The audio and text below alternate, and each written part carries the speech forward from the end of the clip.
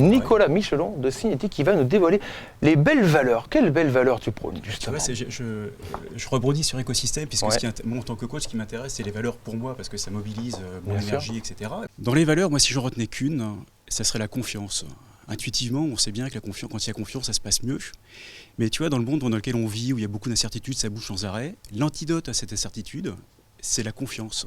Et du coup, l'incarner soi-même et en faire cadeau aux autres, c'est quand même magnifique actuellement. Et puis je voudrais rajouter un truc, c'est qu'on est dans un monde en perpétuelle transformation, on a besoin de bouger. Et pour bouger, changer, c'est apprendre. Et la confiance, c'est un élément qui est clé dans notre cerveau pour être en état d'apprenance. Donc vraiment pour moi, s'il y en avait qu'une, c'est cette valeur de confiance. Après derrière, on va retrouver, c'est important pour moi, c'est l'authenticité qui marche de pair avec l'autonomie. Enfin, d'abord l'engagement de pair avec l'autonomie, parce que pour moi, à titre personnel, c'est une petite victoire quand je tiens mon engagement.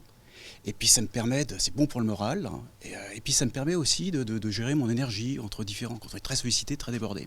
Puis à nouveau, par rapport aux autres, quand on est dans un environnement qui bouge dans tous les sens, on est de plus en plus interdépendants les uns des autres. C'est flou, ça bouge, et chacun a ses propres contraintes, et tenir ses engagements, c'est aussi une façon de remettre de la confiance, de remettre de la sécurité envers les autres. Et puis il y a une autre qui est importante pour moi, c'est cette authenticité. Elle est venue tout à l'heure. Il y a deux choses. Pour moi, ça fait quelque chose, c'est que quand tu es authentique, c'est fou l'énergie que ça libère. On n'a plus besoin de se protéger par rapport à ça. Et ça aide à être posé, à affirmer, à tenir son engagement, à prendre position et à s'engager vis-à-vis des autres. Et puis, c'est hyper vertueux ce truc-là, parce que derrière, quand on est authentique, on donne une autorisation aux autres. On n'a plus besoin d'être un Superman, super fort, performant.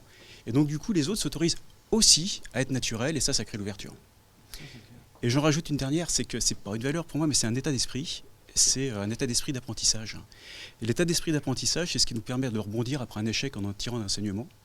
C'est ce qui nous permet de sortir de nos zones de confort, d'aller voir ce qui se passe ailleurs et d'apprendre autre chose.